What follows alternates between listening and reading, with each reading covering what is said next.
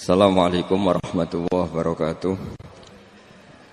Bismillahirrahmanirrahim. Nahmaduka ya ghafuru ya syakuru. Mashalli wa sallim barik ala sayyidina maulana Muhammadin wa ala alihi wa sahbihi asma'in nama ba'du. Perlu saya sampaikan, sanad ini harus muttasil. Sehingga kita tahu bahkan cara tidur Rasulullah itu miring kemana, ala jambil aiman, kemudian madhab kiblat. Sebelum tidur beliau wudu. Sebelum tidur lagi baca subhanallah 33 kali, alhamdulillah 33 kali, Allahu akbar 33 kali.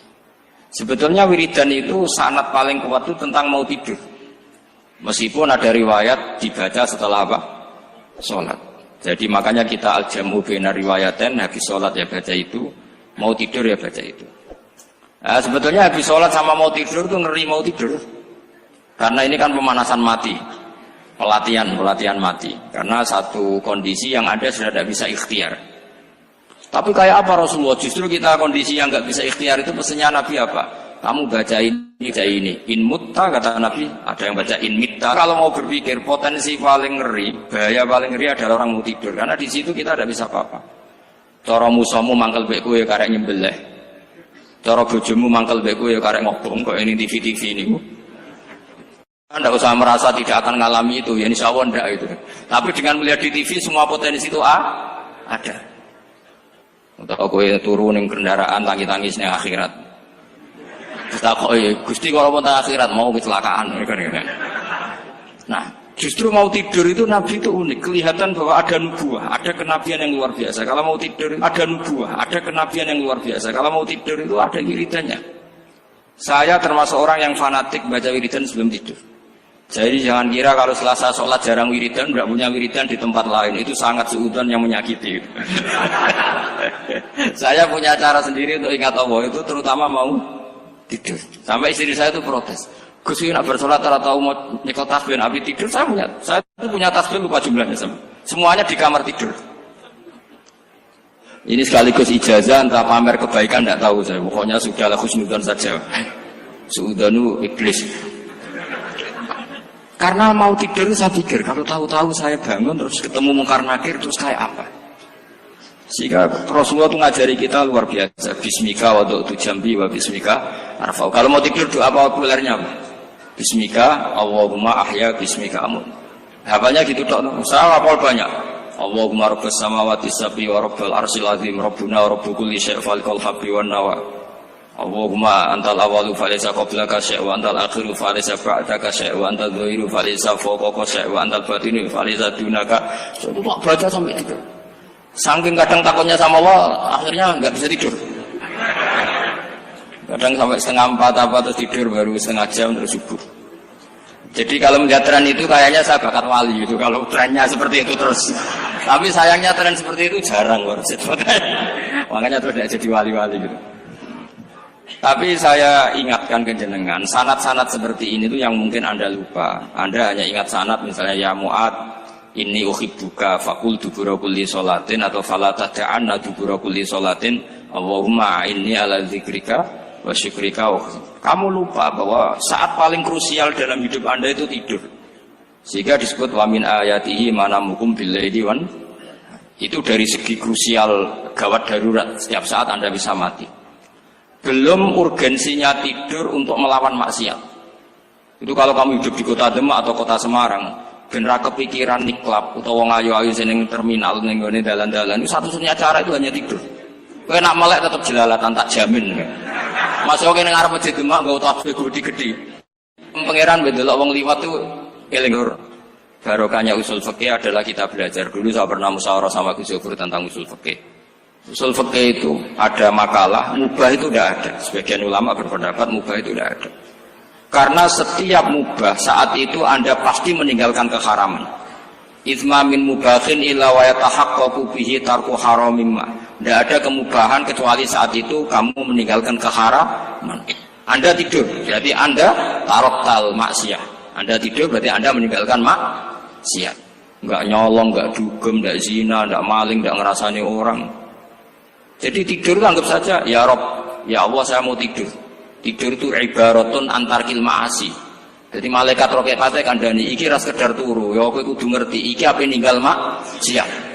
Hitung mulai saiki. Bismika Allahumma ya bismika. Namun ayo roke patit hitung. Anggap ini kiat meninggalkan maksiat. Terus turun 6 jam berarti tidak maksiat 6 jam. Meskipun akhirnya maksiat karena bangun jam 7. Artinya maksiat ra subuh gitu. Tapi betapa krusialnya ulama. Ulama lah yang mengajarkan kita tidur itu rohatan lil abdan, untuk istirahat. Kita pulih lagi, bisa kerja lagi. Pak Bupati bisa ngantor lagi, Pak Kapolsek, Kapolres bisa ngantor lagi. Semuanya aktivitas tentara bisa ngantor lagi. Memulihkan kekuatan itu ibadah. Meninggalkan maksiat karena tidur juga ibadah. Tidur saja ibadah. Ini barokatnya umatnya Rasulullah Shallallahu Alaihi Wasallam. Senyaman itu. Coba kalau kamu jadi umatnya Nabi lain, wah itu beratnya bukan main. Dan itu sesuatu yang dimintakan Allah, dimintakan Rasulullah kepada Allah, yaitu Rabbana wa la tuhammilna ma la taqata lana bih. Termasuk la tahmil alaina isran kama hamaltahu 'alal ladzina min qablina. Jangan bebankan ke umat kami sesuatu yang seperti engkau bebankan pada umat dulu. Umat dulu itu kalau mau tobat, kayak umatnya Nabi Musa pernah nyembah anak sapi, itu yang pernah nyembah tobatnya dibunuh. Liyaqtulal bari'u minkum al mujrima, yang terbebas dari menyembah anak sapi disuruh bunuh yang pernah menyembah anak sapi. Fatubu ila bari'ikum faqtulu anfusakum. Mau beratnya kayak apa? Kalau orang sekarang tobat cukup soal Pak Rosid salami template 100.000, dipandu caranya tobat diwari istighfar. Nomor itu penting. Nomor loro seneng kiai, seneng aku maksudnya. Maksud kalimatnya jelas. Itu sudah. Pokoknya jelas gak usah dibunuh. Gak usah apa? Gak usah apa? Dibunuh. Sehingga tidurnya umatnya Rasulullah itu luar biasa, terutama tidurnya orang puasa. Tidurnya tasbih, tidurnya ulama juga tasbih. Karena dengan tidur itu kita tahu alamat kematian. Di mana kita masih di dunia saja punya kondisi di mana kita tidak bisa menentukan diri kita sendiri. Dan itu awal dari kita mengimani la haula wala quwata illa billah. Segagai koyok ngono ternyata ada kondisi di mana kita tidak bisa mengendalikan diri kita sendiri. Makanya disebut wa min ayati manamukum billaili wan nahar. Yang bisa menganalisis itu siapa? Ya ulama. Ulama kok tahu karena punya sanad musalsal ila Rasulillah sallallahu alaihi wasallam. Sehingga uniknya kenapa tidur itu sakral? Coba semua nabi di antara wahyunya itu lewat apa? Semua nabi di antara wahyunya lewat apa? Tidur, lewat mimpi. Inni ara fil manami anni atfahuka fanzur madza tar. Maka mimpi ini harus dikelola secara baik. Yaitu kalau kamu mau tidur, wudu dulu, baca tasbih, terus tinggalkan semua dunia. Anggap saja ini pemanasan kematian. Itu insya Allah mimpinya sip pokoknya. Paling dikejar-kejar Dajjalnya kecemplung kali, insya Allah. Tapi kalau kamu tidur gak wudu, raiso turu terus raiso turu mangan siku, raiso turu terus raiso turu mangan sik ben warak ben iso turu. Insya Allah dikejar Dajjal kecekel. Akhirnya ngelindur gak karu-karuan karena tadi. Nah, sanad seperti itu yang punya siapa? Hanya ulama. Ada lagi satu contoh, ini sudah hampir 20 menit Pak. Itu saya pernah ngaji Durarul Kalami Syafi'i, mutiara-mutiara ngendikan Imam Syafi'i. Itu ulama itu mesti ngendikan itu unik. Tadi saya sudah cocokkan sama Bupati, tak tanya, Pak Bupati saya ini punya ilmu dari Bapak, mungkin pas untuk jenengan pakai. Kata Bapak, urip iku padha wae, ngadepi kanca mek musuh iku padha wae, malah kadang ribet kanca. Dulu saya itu iskal itu janggal. Tapi setelah ngaji Durarul Kalami Syafi'i yang ada di Muqaddimah kitab Majmu', Muqaddimah Syarhul Muhadzab Imam Nawawi, Imam Syafi'i ngendikan gini. Man ahsana ilaika faqad qayyadaka. Wong apiki kowe nyancang kowe. Kayak Pak Ros itu apian bae kok. Ning sarang sowan mampir, gayane apian, jebule nyancang. Awas nek teko ning Mas. Itu faqad qayyadaka, nyancang kowe. Tapi waman asaa ilaika faqad atlaqaka. Wong sing eleki kowe iku penak bebasno kowe. Kowe tau diutangi wong kancamu ta musuhmu? Sing biasa utang kowe lho. Kanca. Kowe numpak mobil ketemu musuh enak ra usah nawani, nek ketemu kanca monggo bareng. Sing ngel-ngelo kowe kanca atau musuh? Artinya gini, kanca ya barokah, nggo perjuangan, musuh ya barokah mergo ora tau utang. Jadi segampang itu ulama melihat kehidupan itu. Man ahsana ilaika faqad qayyadaka wa man asaa ilaika faqad atlaqaka. Jadi akhirnya kita hidup itu berkah terus. Di konco ya enak kata Solo di konco Gus Zofur, nak kalau buatan sakit fikih musyawarah, ora iso tasawuf musyawarah. Di konco Pak Rosid, konco rai sederhana. Pokoknya duit. Tadi kurang contoh. Kalau rai Arab kan nggak sederhana, Pak. Wajahnya mewah terus. Ekonominya juga sederhana. Saya sama Rosid sama-sama gak kaya. Jadi ada yang contohkan kan Gus Zofur sama Gus Baknya ngebis. Memang saya sering sama Gus Zofur ngebis sampai sekarang masih. Bukan karena miskin yang jelas itu pilihan itu. Jadi ulama itu segampang itu melihat kehidupan. Saya termasuk kiai muda yang nggak takut mati, bukan karena yakin di surga gitu, karena saya sering baca berdoa. Allahumma ya Allah, kata Rasulullah, kamu harus berdoa ya Allah, ij'alil hayata ziyadatan li fi kulli khairin wal mauta rohatan li min kulli syarrin. Mungkin sekarang kita ada zina, mungkin sekarang kita ada korupsi, mungkin sekarang kita ada maling, tapi potensi itu tetap ada. Yang bisa ngakhiri itu apa? Kematian.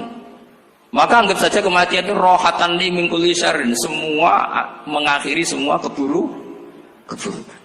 Kayak apa Rasulullah memandang kehidupan? Kalau kamu masih hidup, anggap saja ziyadatan li fi kulli khairin. Saya gara-gara hidup saudaranya kersane Pak Rosid ngaji di sini. Ikhlas Pak Rosid itu sangat ikhlas.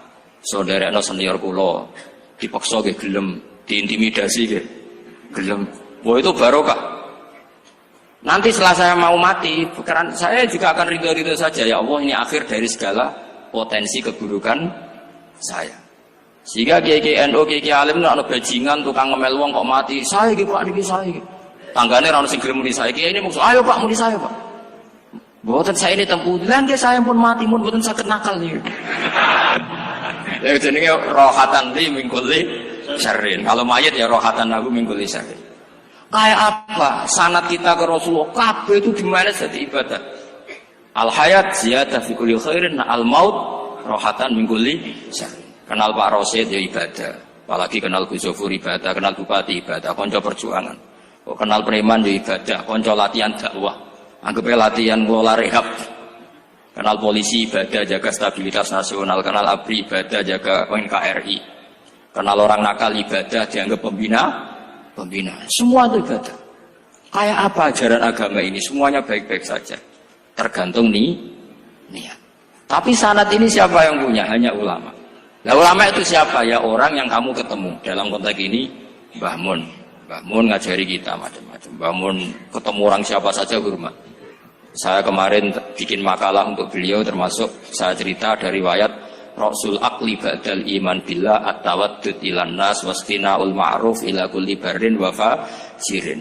Inti iman setelah akal menentukan kita iman kepada Allah, akal setelah mengantarkan logika iman kepada Allah, akal itu kita gunakan at-tawaddud ilan nas supaya kita bersikap simpatik dan melakukan kebaikan kepada siapa saja. Karena barokahnya kita simpatik nak ngandani wong nggih gampang.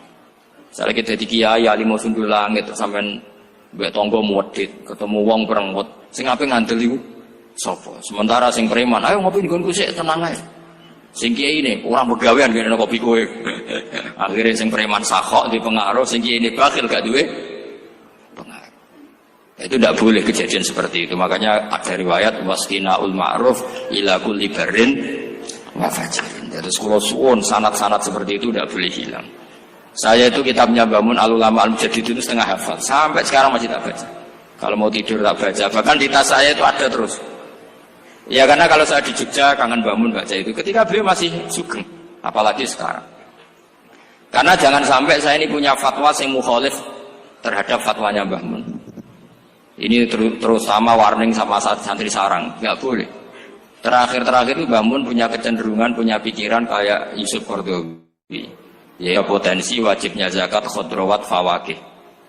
Ngendikan gini sama sih ingat ketika ngaji sama Gus Zofur Pak Rosid kalau bangun guyon wong desa iku wis melarat gegere nganti kaya akeh wae bangun nyontokno gegere macul nganti kaya akeh gara-gara sing ditandur pari wajib zakat. Wong Sulawesi nandure kakao cengkeh zaman iku cengkeh joyo berhubung ora akut gak wajib zakat padahal kaya raya. Jadi fenomena itu sering diutarakan beliau. Lama-lama beliau ngarang di Al-Ulama Al-Mujaddidun. Beliau mengutip pendapat Ibnu Katsir, tentu di era modern kayak Yusuf Qaradawi. Sebenarnya Yusuf Qaradawi sendiri bukan mujtahid, dia yang muqallid juga. Kata Ibnu Katsir, Wa mimma akhrajna lakum minal ard. Yang harus dizakati adalah ma itu umum, apa saja yang keluar dari bumi. Maka kecenderungan Mbah Mun akhir-akhir itu beliau fawaqih khudruwat itu dizakati. Tapi beliau tentu tidak ilzam ya, karena beliau sangat syafi'i. Tapi ini kan saran yang baik lah menurut saya. Apa susahnya sih jadi wong lomo gitu. Wong dadi wong medhit kok bila-bila. Lah nek kowe takok takbire ndi Gus? Nek khudrawat fawaqih, melon, kakao, tebu wajib zakat. Takbire iku lomo iku apik, medhit iku elek. Ngoten mawon.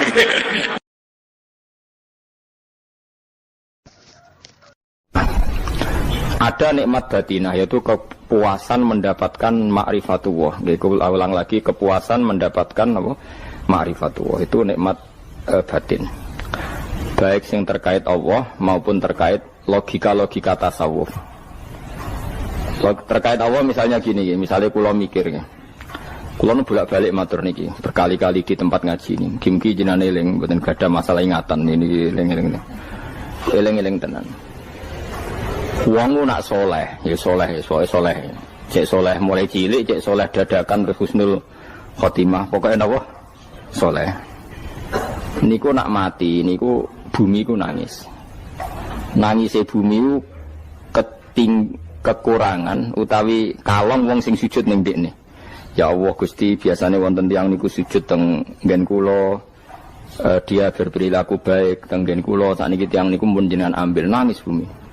Sakniki sing urip arek bedua-bedua, damel narkoba, damel ngefly, damel macam-macam lah. Itu nangis bumi. Langit semeneng. Semeneng. Gusti matur nuwun Gusti, orang itu saya tunggu lama, sekarang sudah engkau angkat ke tempat kami. Maksudnya diangkat teng langit. Sing bumi nangis, sing langit apa? Seneng. Nah kemudian kita berpikir begini, bumi kok iso nangis ku piye? Nah itu terserah, sampai apa termasuk ulama zahir, apa termasuk ulama batin. Kalau ulama zahir mengatakan bumi nangis itu mau kinayatun anil husni, pokoknya pantasnya bumi itu susah, wong kelangan putra terbaiknya. Tapi nak cara ulama-ulama hakikat yang mengenali sekali betapa kudrohnya Allah, betapa kudrohnya Allah itu tidak terbatas. Itu yang meyakini bumi nangis itu nangis tenan. Misalnya ngaten kalau tak terang normalnya ya. Kowe bayangno dadi Nabi Adam, ngrungokno kowe. Kowe bayangno dadi Nabi Adam. Nabi Adam tenan maksudnya. Terus Nabi Adam orang pertama, dia tahu betul kalau dia dicipta dari bumi. Dan dia pula tahu betul, beliau tahu kalau dia bisa ngomong, bisa mikir, bisa macam-macam. Terus indukannya beliau itu bumi. Mesti pikiran Nabi Adam, jangan-jangan bumi ini juga bisa berpikir kayak saya. Ini kan materi saya, karena saya dari bumi ini bisa ngomong, bisa melihat macam-macam. Terus bedanya apa manusia mbek napa? Umpama kowe dadi nabi napa? Adam. Orang yang dekat sekali, qoribu ahdin, dekat sekali dengan kesaksian kudroh Allah. Gini ku dekne roh nak materine ke bumi, dan dia orang pertama yang urung lali kamane.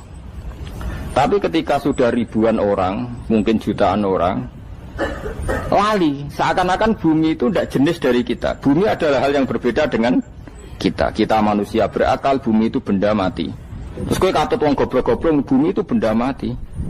Sajane ya rada kriminal wong Islam muni bumi itu benda mati. Enggak bisa berpikir, yang bisa berpikir hanya manusia. Itu kengawuran-kengawuran yang kita ciptakan sendiri, kita wariskan turun-temurun. Umpama kowe iku dadi ulama, ngomong ngono iku isin. Bumi kok nyekseni kowe sujud, banyu nyekseni mbok pangan, mbok ombe kanggo sujud. Semua itu bersaksi tentang kita.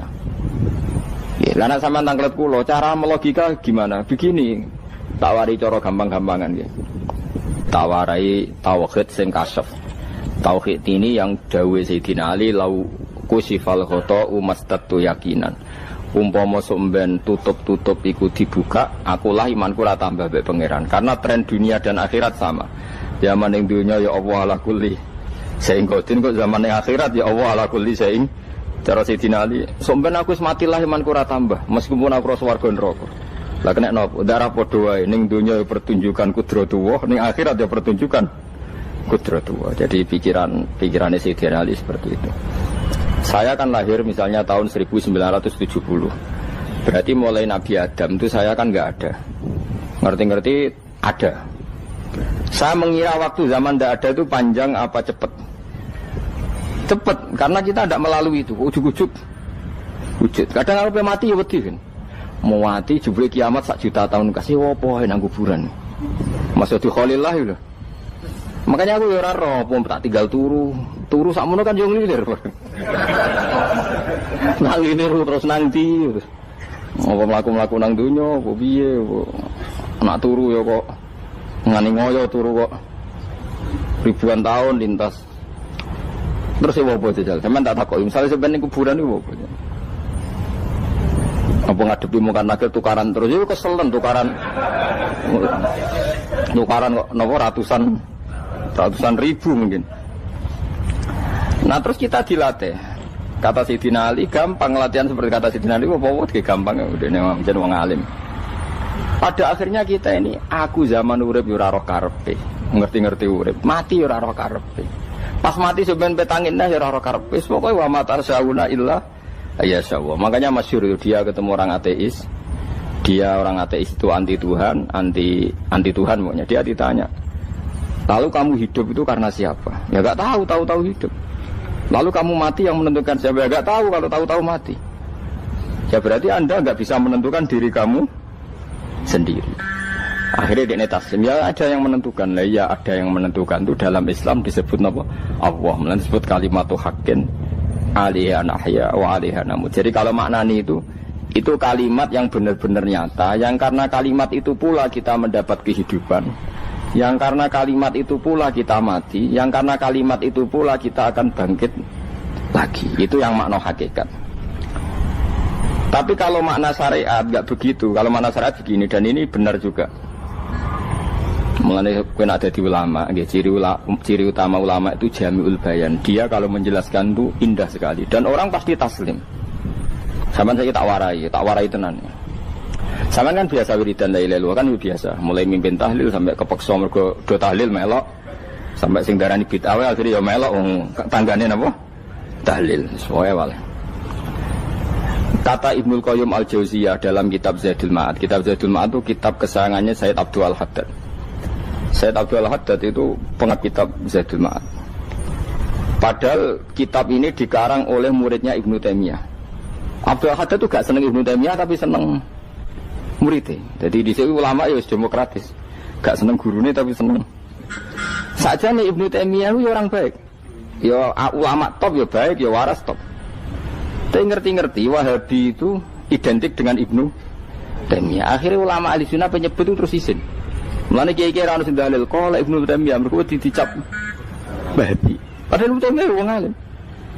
Di kitab-kitab kita termasuk Sayyid Muhammad piyambak nanya Ibnu Taimiyah kala Syekhul Islam nopo kala. Tapi kan ini sudah milik Wahabi sehingga kita ini terus akhirnya gak gelem nyebut. Jadi kitab koyo dalil fastabiqul khairat iki apa iki dadi dalil yo dhewe-dhewe. Wah parah tenan wong-wong. Dulu saya melihat orang enggak kunut itu ya biasa. Mergo saya sebagai wong alim ngerti iku mazhab Abu Hanifah. Saiki nek ora kunut Muhammadiyah. Kita ini sebetulnya ahlul ilmi enggak tahu kunut itu mazhabnya siapa kita. Itu mazhabnya Abu Hanifah, yang kunut mazhab Syafi'i. Tapi tahu-tahu iki mazhab NU, iki mazhab Muhammad. Mana ada orang-orang ini bisa punya mazhab? Ngalime sepiro nganti dadi nopo? Mazhab. Tapi wis dadi bahasa, wis dadi nopo? Sewajo kabeh jane. Mas repot-repot. Tak warai iki. Sampeyan ben nglafadzno la ilaha illallah iku keren ya. Keren tenan mboten keren-keren. Ngendikane Ibnu Qayyim Al-Jauziyah itu gini. Min asliha khuliqatil jannah wa min asliha khuliqatin nar. Terus wa min asliha khuliqatid dunya wa min asliha buisatir rasul wa min asliha qatala rasul. Wah, terus sampai sekarang saya tak bedai. Surga itu kan digawe kelas VIP mewah. Terus jari rugane widadari dulu kan nak mini sebut. Kira 70. Wahyu kabeh ora ono sing kriting, wahyu kabeh. Wahyu kabeh terus gak tahu delok wong liya. Kadang bojo kita wis elek sik delok. Oh iya, widadari sifatnya maksuratun fil khiyam. Jadi gak tahu keluyuran ning ndi. Wahyu kabeh. Lek surga yang semewah itu selek itu ya bagi mereka sing nglafatno atau yang menerima la ilaha illallah. Neraka sekarang dibikin dalam itu. Jadi Abu Hurairah neraka itu tes-tesane benda kamu jatuhkan ke neraka itu untuk sampai ke bawah itu nunggu 70 tahun. kila 70.000 tahun. Dikena HP mu mbok ceblok nang neraka iku cebloke ngenteni 70 tahun. Betapa dalamnya, ngentekno bego piro ya bayang misalnya. Oh itu kontraktor mana saja tidak sanggup itu disuruh ngeduk kedalaman neraka. Iku ya mau kanggo wong sing menolak la ilaha illallah. Jadi kalimat ini luar biasa. Swarga digawe bagi yang nerima, neraka digawe ya untuk yang menolak. Ya kalimat sing nak tahlilan turu iku lho. Iku kalimat sing alasan Allah gawe swarga. Terus kalimat sing suwe-suwe sing lafadzno diarani bid'ah iku. Itu kalimat sesakral ini nasibnya akhir zaman itu entek. Gara-gara dilafadzno tahlilan tersangka jadi apa? Bid'ah. Dulu kalimat yang dipuja-puja penyebab surga dan neraka. Saiki kalimat itu tersangka. Mau perkara napa? Bid'ah. Wis aja melok-melok, kowe debat ya ora iso makili aku sebarno iso. Engko kowe terusno dalan tok. Dah. Berarti la ilaha illallah itu kalimat yang surga dibikin karena itu, neraka dibikin ya karena itu. Kemudian Allah punya sunnah, lalu butuh pelatihan. Dikasihlah Allah gawe bumi. Piye manusia butuh latihan, dibikinlah bumi. Dan ini latihan ikrar la ilaha illallah dengan sadar, dibikinlah bumi, liyabluwakum terus dites.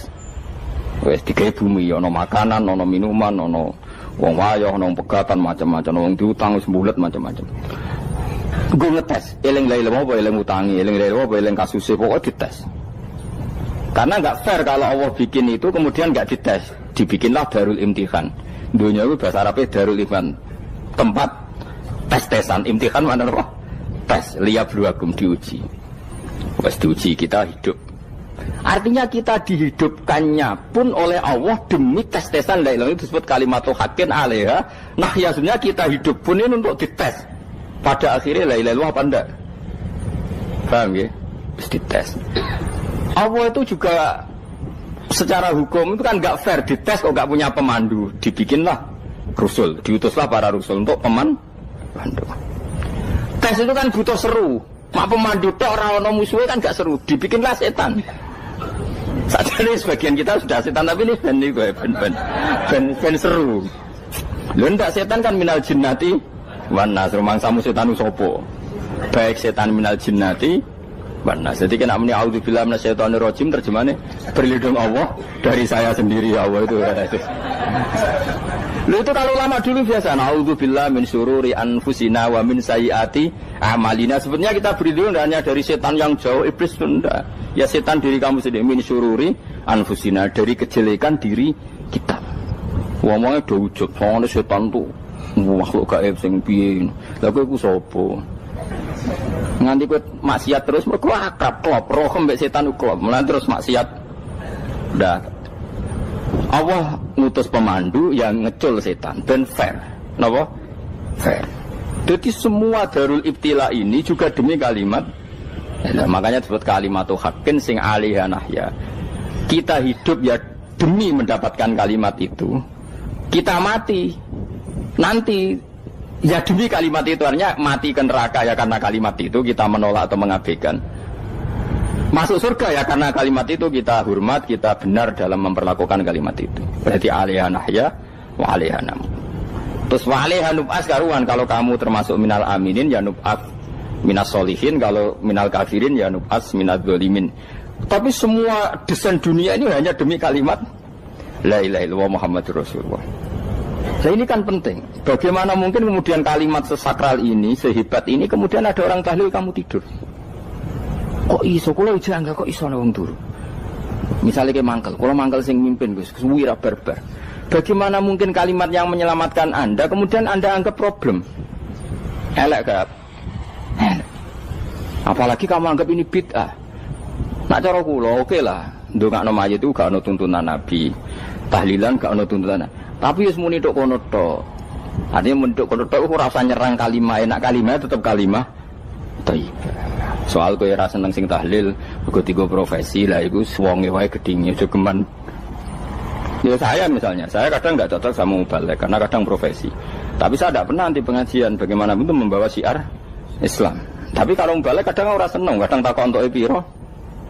Bareng sangoni sithik, kok sumput transportasi ini. Lah ngono kok mbok senengi iku piye? Tapi kita terus gedeng keliru iku sing gawa syiar Islam.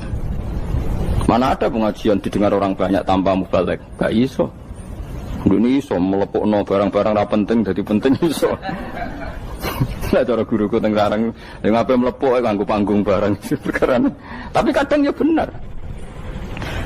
Yang namanya mudin mubaligh kiai itu bisa benar bisa salah, tapi kamu enggak boleh gedeng kalimatnya. Piye kalimat itu kalimat hak. Nah, ini penting kula utarakan sehingga zaman Nabi Sugeng ini rungokno tenan ngaji kula.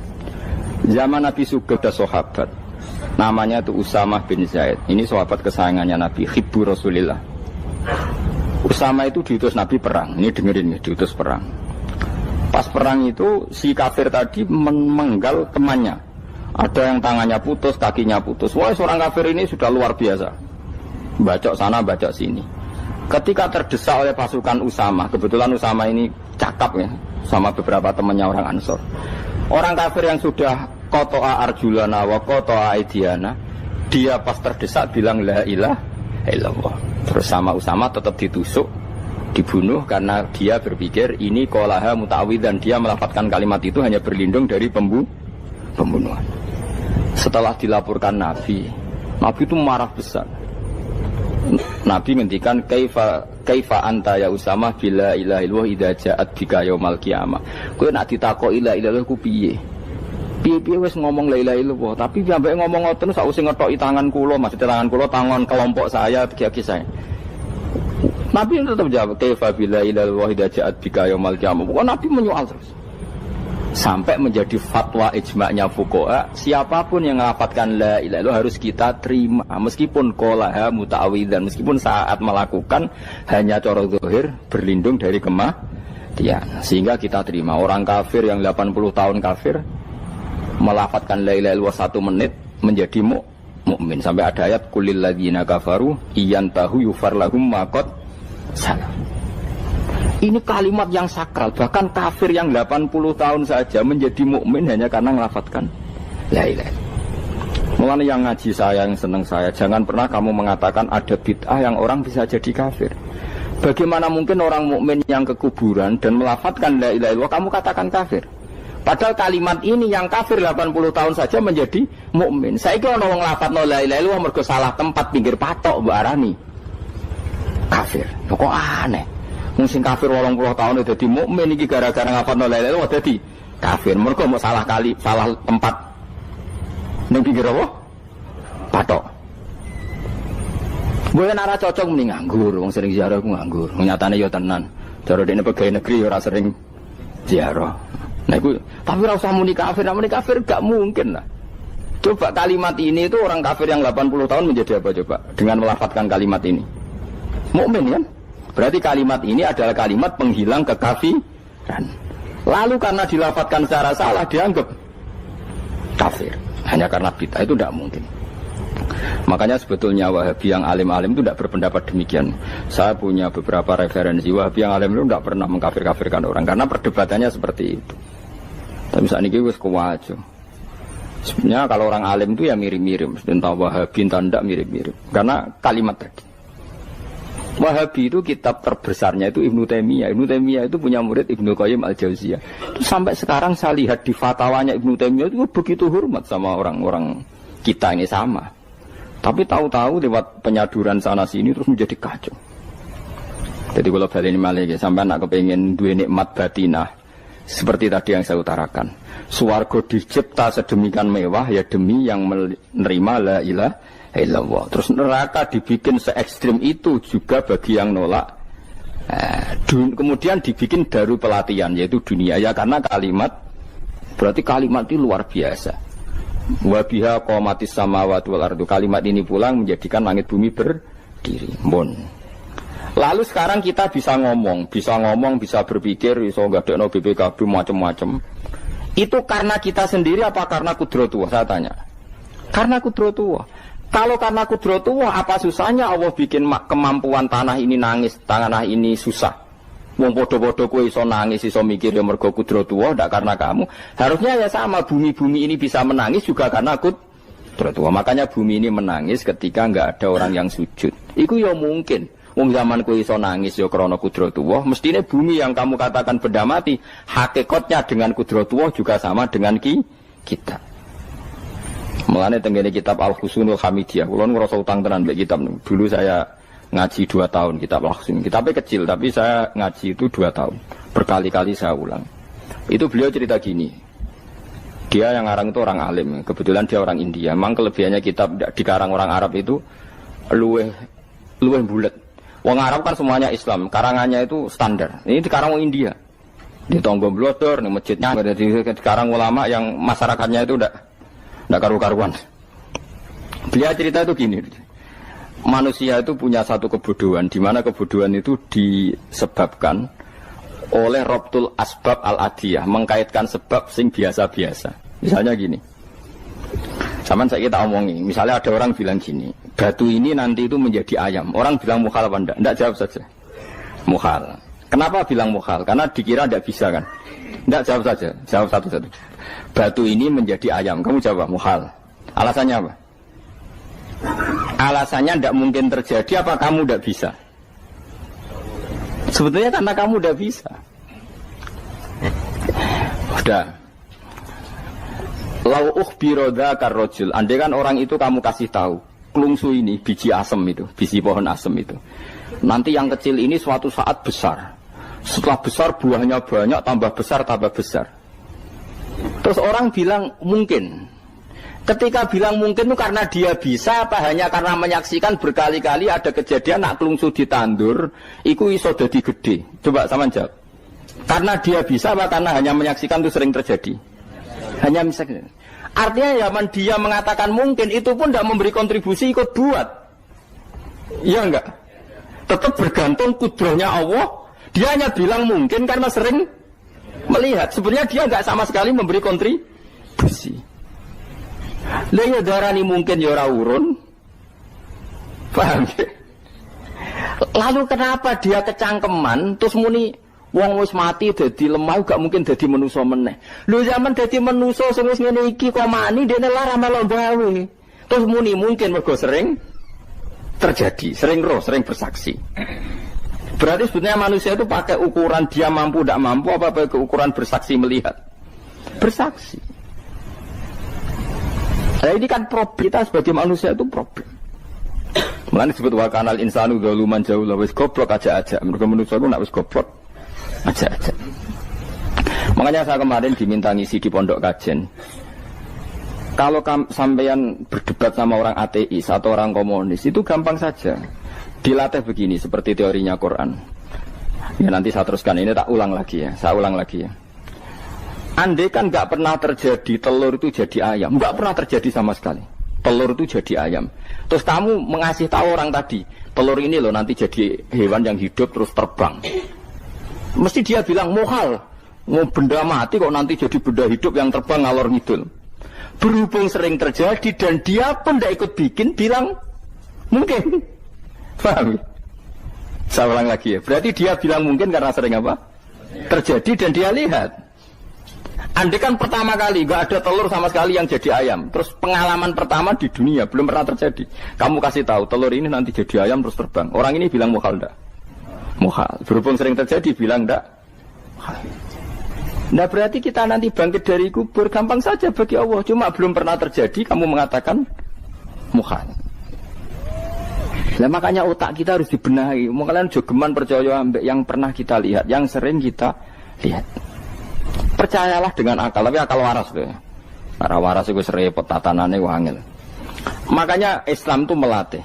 Qul falillahil hujjatul balighah. Misalnya begini ya, dulu kalau Gerwani atau PKI atau siapa sajalah, itu kalau melatih anak-anak TK, makanya seorang ulama harus punya kecakapan penjelasan ibanatul ahkam. Itu anak-anak kecil dilatih. Anak-anak kamu terpejam, mintalah manisan sama Allah. Ya Allah saya minta manisan, saya minta permen.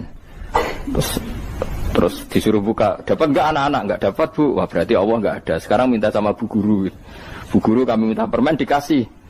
Berarti yang ada bu guru bukan Tuhan gitu. Akhirnya jadi gerakan ateisme. Nah sebetulnya untuk melawan gerakan itu kita harus melatih begini misalnya gini. Saya itu pernah ketemu sama orang yang berpikiran komunis. Oh komunis juga. Dia nantang saya gini, Pak, pokoknya saya tidak bisa nerima konsep Tuhan sebelum Anda bisa menjelaskan kenapa ada Tuhan. Jadi, bocah kok elek ini. Nah, aku ngerti aja, sak cerdas ini tetap cerdas aku yakin, sudah tahu cerdas aku.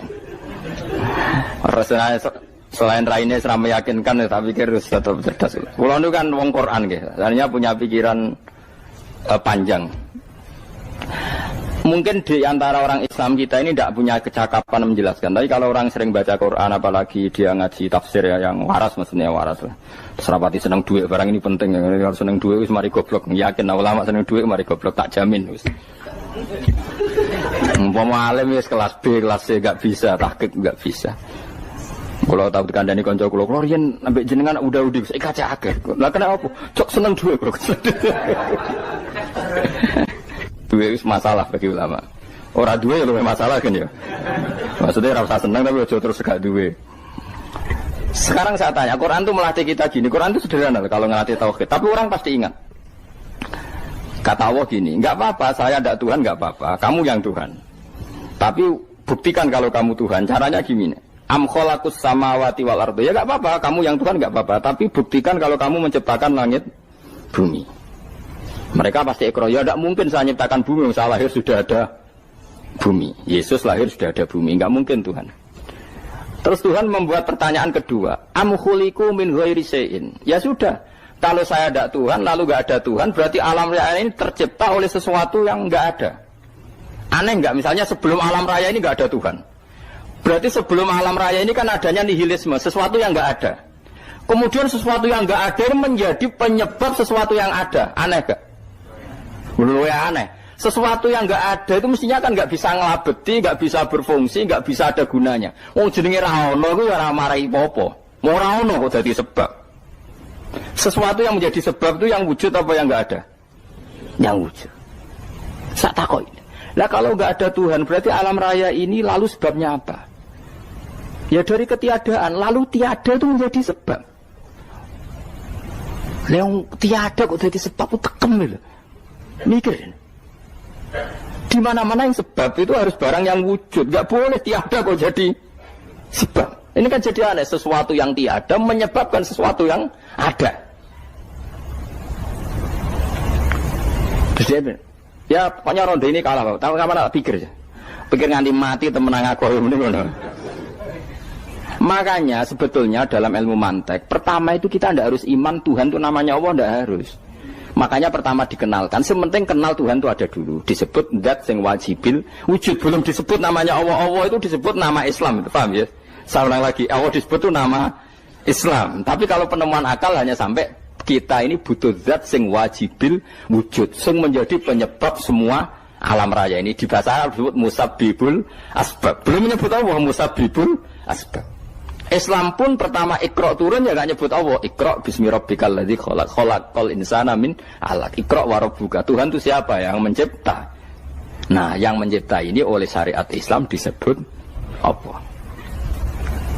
Tapi dalam logika yang penting kowe kenal sik ana musabbibil asbab. Pastikan bahwa alam raya ini yang wujud pasti disebabkan sesuatu yang ada. Enggak boleh barang wujud kok diciptakan oleh sesuatu yang tidak ada. Wong gendeng ora barbar, barang ra ono mbok sifati al-khaliq. Sing gawe langit bumi apa? Pencipta. Penciptane apa? Sesuatu yang tidak ada. Kowe ikhlas dutek ngono kowe ikhlas ta ora ya? Gak kowe ikhlas ta ora dutek ngono kowe ikhlas ta. Kowe gelem dadi bodho niku. Gelem kowe. Mboten. Nah, nikmat ngono jenenge nikmat batin. Mulane sing suwenang mbek kalimat la ilaha illallah. Wes ana sing bid'ahnallah iku wong nganggur wis beno sak uni-unine. Tapi kadang memang kita berlebihan. Tahlilan ra barbar 40 dina ini ra barbar. Muga alasane wis disangoni akeh tahlil sedih lho sakake penggemar sing keselen sing rantuk sangu ya butuh cepet. Lane cara kula niki penting kula utar nggih. Kowe nek ora cocok tahlilan 40 dina wis ngomong ae kira cocok model harinya. Tapi ki aja menolak kalimat la ilaha illallah iku disifati Kanjeng Nabi kalimat thayyibah. Wong Nabi nyifati thayyibah, kalimat yang suci kok nyifati bid. Tak soal kira cocok wong sebut. Misalnya kamu bilang saja wong mati wis sangu amale lha apa didongakno barang. Nek kowe pengen ndonga ora usah ndonga. Wis ora usah biasa wae. Kula lah mbok dongakno ora seneng. Gak meyakinkan. Karo dene mlebu swarga butuh dongamu ora ono swarga fadhole pangeran apa mbok dongano barang. Ya tapi kowe donga aku ya seneng. Senenge ya semau lah timbang nyanyi-nyanyi rame-rame sadok ngene. Mbok mandi mbok ora pokoke donga. Saya ulang lagi ya. Makanya Quran itu melatih logika sampai seperti itu. Am khalaqus samawati wal ard bal la yuqinun. Sampai terus diulang-ulang. Am khuliqu min ghairi syai'in. Kalau mereka merasa Tuhan enggak apa-apa, tapi buktikan mereka ini wujud sendiri tanpa sebab. Atau begini, kalau mereka tidak tahu sebab pencipta langit bumi, mereka sendiri suruh yakin kalau mereka adalah penciptanya. Am humul khaliqun, enggak apa-apa. Ya tapi masih Abu Jahal gendeng lah, masih Abu Lahab ngawur lah, nak takoki, ya wes pangeran kowe wae sing gawe langit bumi. Penggemarnya saja pasti tertawa. Mosok Abu Lahab darani pencipta langit bumi, wong lahir ning bumi. Tapi Quran oleh gojlok, am khalaqus samawati wal ardo. Apakah mereka menciptakan langit bumi? Bala yuqinun, mereka pun tidak pernah yakin. Jadi itu pangeran. Makanya di mana-mana orang alim itu suka debat. Karena pangeran sendiri kalau menjelaskan kebenaran seringnya juga nantang debat. Kata Allah, Qul ara'aytum ma tad'una min dunillah aruni madza khalaqu minal ardi am lahum syirkun fis samawat. Enggak apa-apa mereka Tuhan kata Allah, tapi buktikan zaman langit diciptakan mereka memberi kontribusi apa? Apa urun bego, apa urun cagak, apa piye lah pas aku gawe langit iku dekne urun apa jare am lahum syirkun fis samawat. Misale urun apa lah? Urun tol ta urun apa lah. Itu pangeran. Mereka kan pasti menjawab enggak. Terus itu nih di kitab biming qobliyada. Kalau kamu nggak percaya Quran sebagai kitab, nggak apa-apa. Tapi buktikan kamu punya kitab tandingan. Mereka nggak punya juga. Atau gini, nggak usah Quran, nggak usah sakralan. Au atharotim min ilmin, atau kajian ilmiah yang membuktikan bahwa Yesus itu Tuhan, atau yang membuktikan bahwa berhala itu Tuhan. In kuntum shodiqin, nggak apa-apa. Kalau kamu benar buktikan. Nah itu makanya semua nabi itu punya kecerdasan. Karena tadi nabi kadung nantang itu nih di kitab biming qobliyada. Au atharatim min ilmin in kuntum shodiqin. Tapi sekarang orang alim soleh itu jarang. Sing ngono anggere wong soleh rapati ngalim, anggere sing alim biasanya rapati soleh. Lah kula itu masuk rontok-rontok ya isih rontok soleh ya rontok, tapi lumayan masih menjaga hujjatullah tadi. Sebab itu ulama dulu mengajarkan Allah itu siapa? Disifati zat sing wajibil wujud. Karena alam ini kadung ada. Kalau alam ini kadung ada, pasti penyebabnya sesuatu yang wujud. Tapi kalau wujudnya mungkin bahaya. Wong sing gawe wae wujude terima mungkin bisa wujud bisa tidak. Makanya dipermanenkan yang gawe alam ini zat sing wajibil wujud. Sing wujudnya wajib. Wajib itu enggak bisa enggak pasti wujud. Nah, terus kita kenal itu namanya khaliq, itu musabbibil asbab, itu khaliqul asya. Lalu oleh Islam zat yang demikian itu disebut Allah. Terus jadi la ilaha illallah. Nah, orang yang bertauhid gini tentu punya kenikmatan batin yang luar biasa. Sehingga saya bayangkan nanti mati yang ngono biasa wae kan. Gusti zaman kula teng donya ora melok ngatur oksigen, ngatur nyawa, apa mati ndak ra ngoten. Mulai dari Siti Ali, jenengan jembe nak mati tambah pinter apa biasa? Ya biasa wae.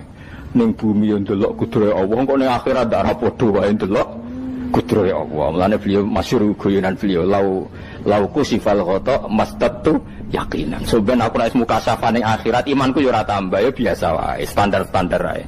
Maksudnya kue ning dunya ujung-ujungnya paling pokok ya menyaksikan kudratullah. Soben ning akhirat ujung-ujungnya paling pokok ya delok kudratullah. Ning dunya saiki Allah ya matlubi sing kita cari, soben ning akhirat ya Allah matlubi. Paham ya? Artinya hukum dunia dan akhirat itu sama. Kita di dunia golek ridhanya Allah, ning akhirat ya golek napa? Ridhanya Allah. Lah soal kecil itu, tapi ning akhirat kan masalah pun rokok masalah, diutang ditagih yo. Masalah, kere suwi ku yo masalah. Ya biasa jenenge makhluk anane masalah. Sing ora oleh di masalah pangeran. Pangeran duwe masalah. Biasa wae. Terus niki kula mulai saking penjelasan nggih kias ali. Kias ali itu analogi kias nggih, analog dados tengene ilmu-ilmu usul fikih itu ada kias itu kan kias aulawi dari bawah dikiaskan ke yang lebih apa? Atas. Ada kias setara, namanya kias musawah, setara. Ada kias fahwal khitab, maknanya ya orang pasti sadar kalau maknanya seperti itu. Sampean saya kira beda. Jawab mau biasa mau. Kudu ya pantes, pinter ya pantes jawab. Kalau bolak-balik ngaji menerangkan. Kita ini hidup itu menjadi tahu apa malah menjadi tidak tahu gara-gara hidup. Nah, aku mari ke goblok sih, ora oleh. Gara-gara hidup menjadi tahu. Yo, ora sing bener gara-gara hidup menjadi tidak tahu. Kowe goblok itu sebab apa? Sebab tahu apa sebab tidak tahu? Wes gak polling gak apa-apa. Ayo 02 sik sebab tahu. Ini yang syukuran. Tahu. Hidup itu menjadi tahu menjadi tidak tahu. Menjadi tidak tahu. Oke, Mas. 01 ya. Oh. Menjadi tahu. Nah, gue tengah-tengah. Wong loro padha ora jelas ya, cara kowe. Ndak tahu. Berarti menang 0 berarti.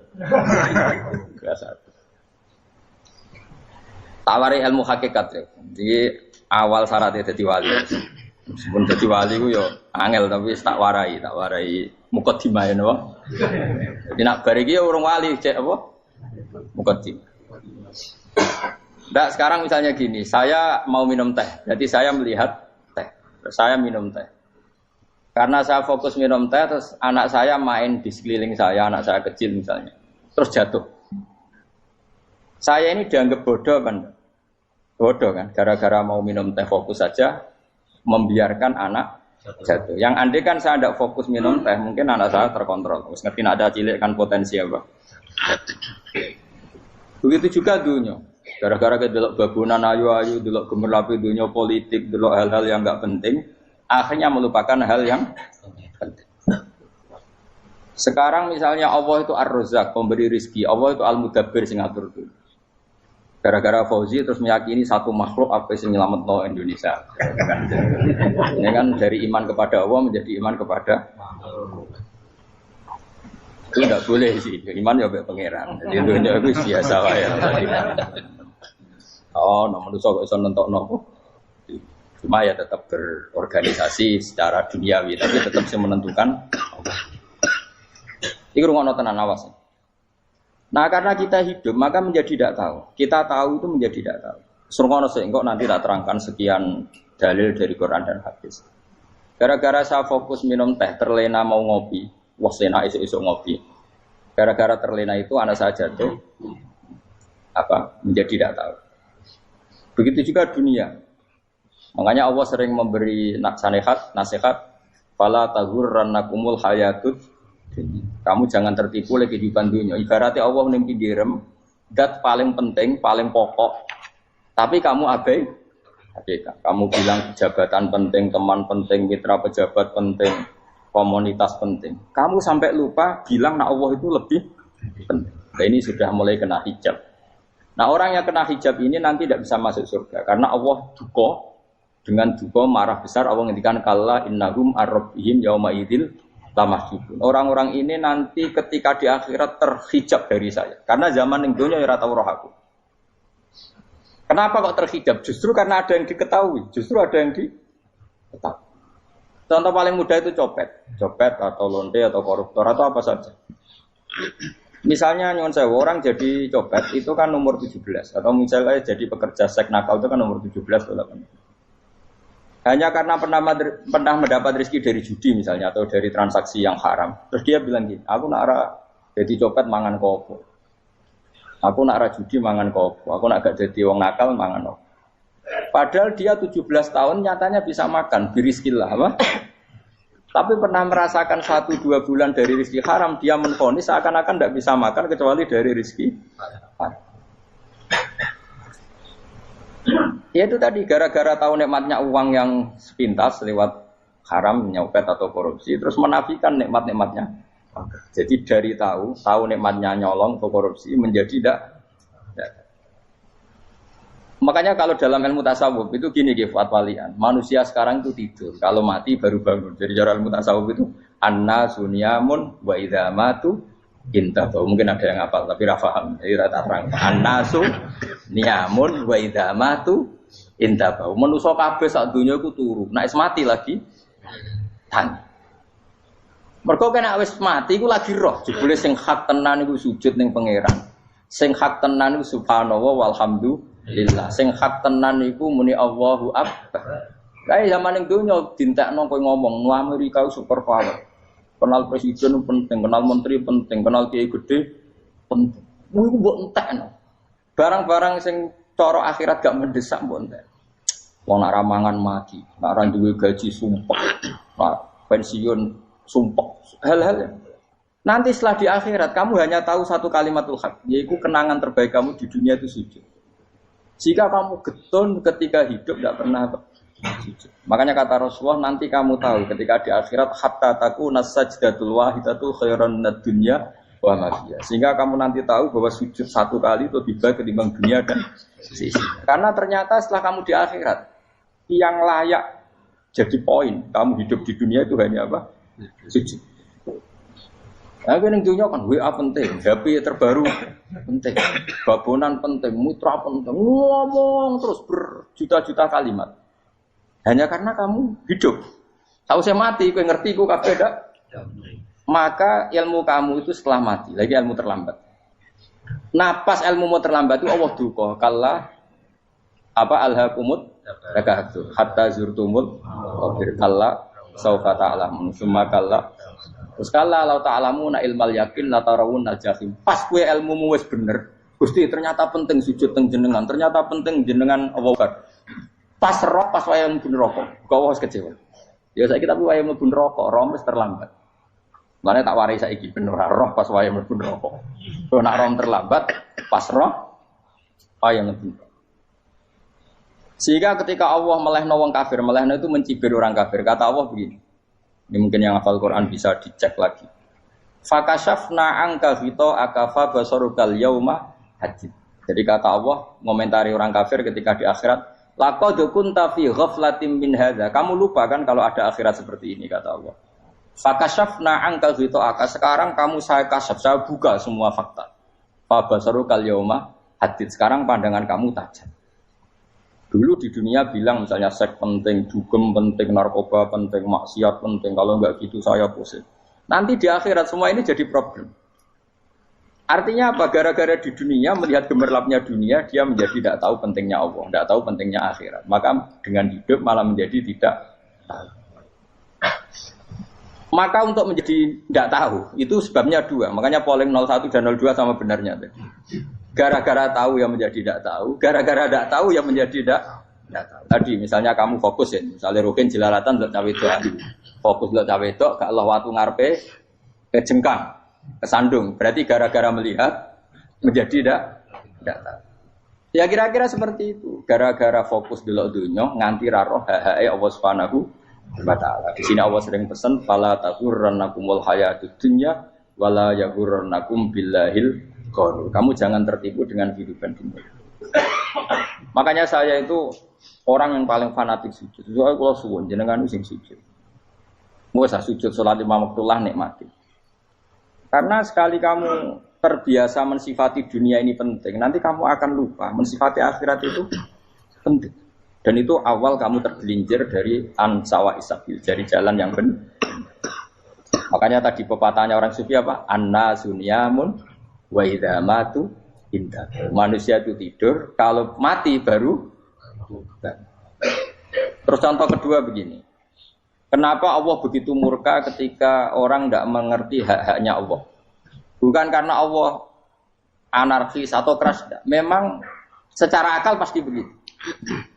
Saya sama tak beda ini. Ya contoh gampang-gampang saja, tak wari logika. Kalau ada orang buta lewat kemudian nabrak tembok, karena apa? Karena buta kan? Buta itu maknanya apa? Tidak tahu. Akibat tidak tahu, nabrak tembok. Ya kan? Karena tidak tahu. Karena tidak tahu, nabrak tembok. Karena tidak tahu, terjatuh di sungai. Karena tidak tahu, terjatuh di jurang. Sekarang juga sama. Orang karena tidak tahu pentingnya agama, tidak tahu pentingnya Allah, kemudian dia fokus ke duniawi. Akhirnya ya nabrak tembok. Natijanya sama enggak? Saya ulang lagi ya. Orang buta karena tidak tahu nabrak tembok. Orang fokus untuk perempuan cantik atau melihat apa, kemudian dia tidak tahu depannya juga nabrak. Untuk menjadi nabrak itu syaratnya tidak tahu apa tahu. Bisa dua-duanya. Tidak tahu ya sebabnya nabrak, fokus ke yang lain ya bisa. Nah, maka tidak tahu ya sebab nabrak, fokus ke yang lain juga sebab.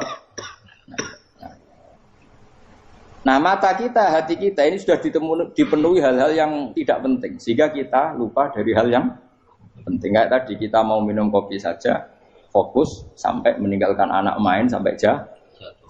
Berarti minum kopi sebenarnya tidak satu kebodohan. Tapi ketika membiarkan anak kecil jatuh itu adalah kebodohan. Sebetulnya makan, menikmati dunia itu tidak kebodohan. Tapi ketika Anda melupakan Allah itu menjadi satu apa?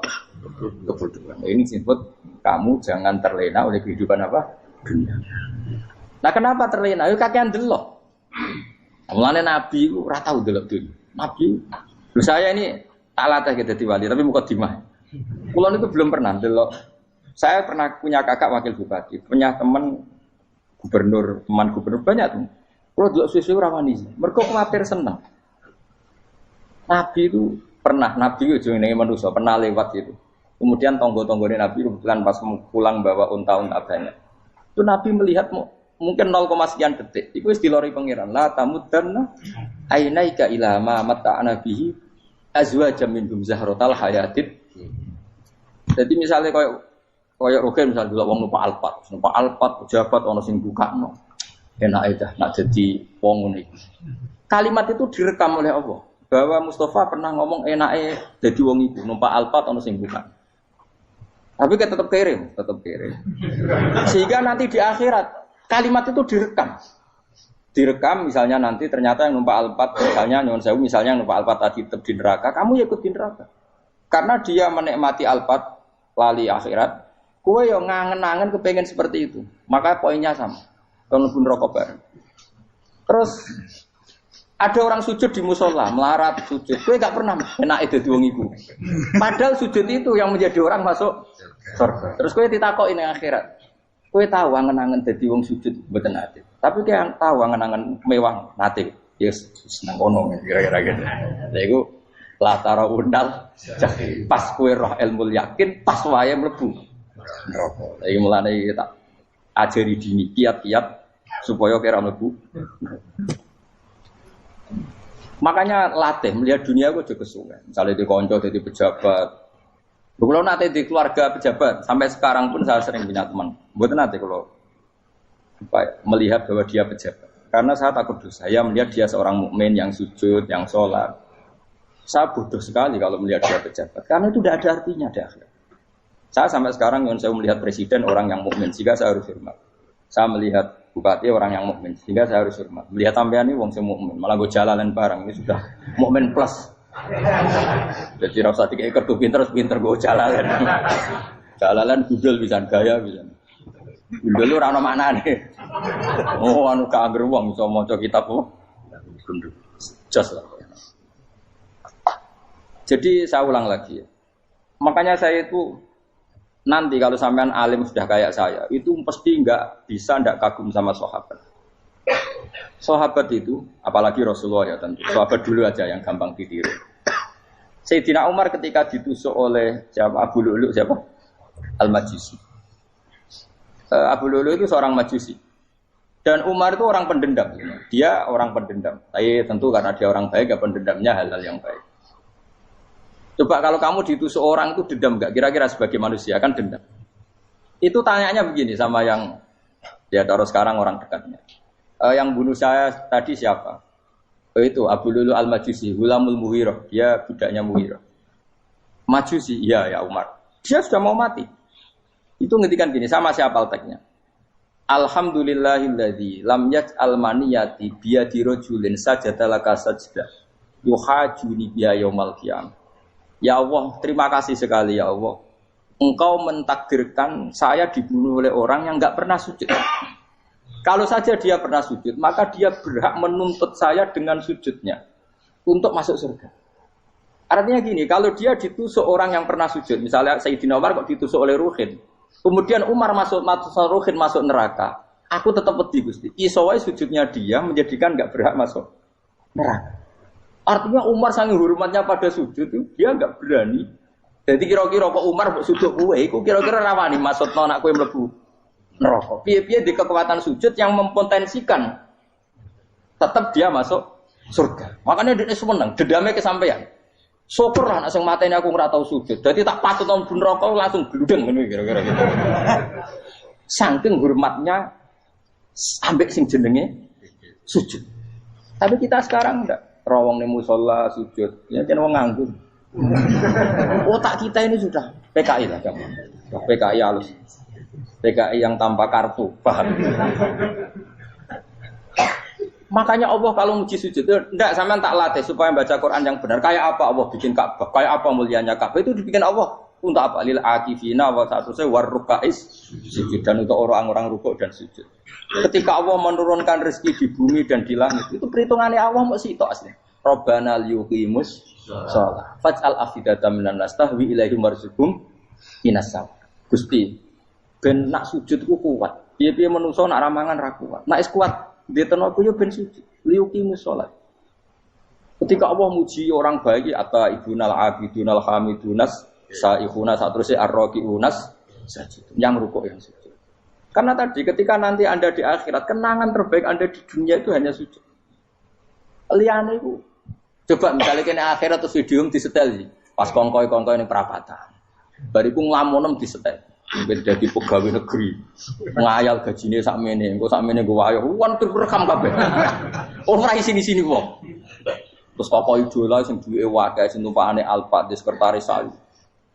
Iku mbok nang utekem iku berpuluh-puluh tahun.